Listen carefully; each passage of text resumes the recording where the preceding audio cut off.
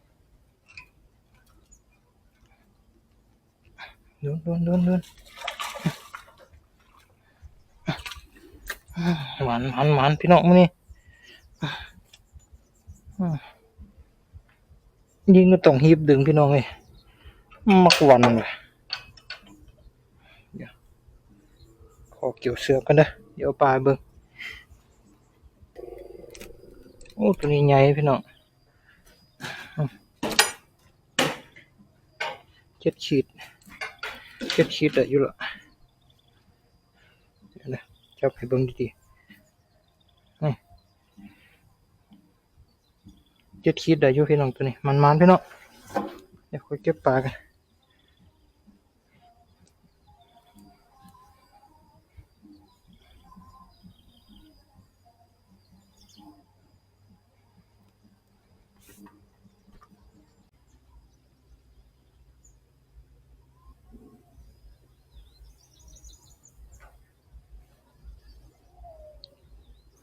จมไปแล้วนะ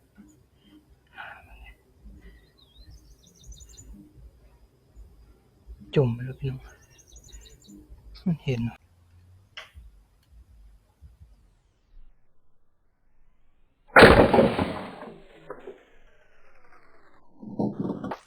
โดนบอกคอไปเลยเดี๋ยวมันเดี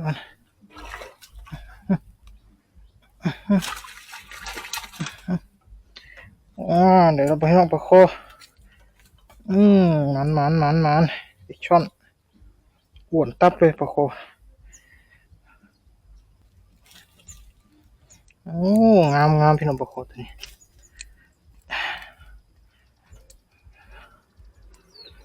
โอ้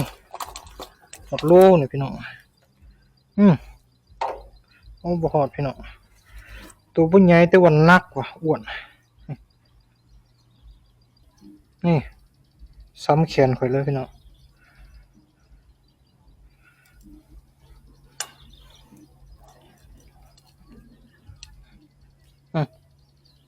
มันพี่น้องเดี๋ยวค่อยเก็บปลากัน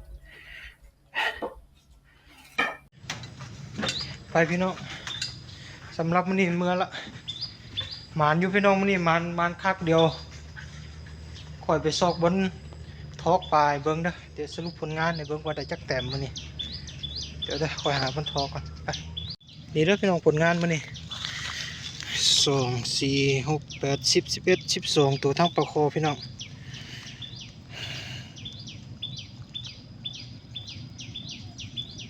ก็สำหรับคลิปนี้ก็จะได้จบคลิปไว้สำเนียวแล้วพี่น้องได้พอดีแบตกล่องหมดนี่ก็ถ่ายจากโทรศัพท์มือถือสำหรับนี้เอาสำนี้เลยเด้อพี่น้องได้สบายดีเอาไว้พอกันไว้คลิปหน้าสำหรับคลิปนี้ไปก่อนละบ๊ายบาย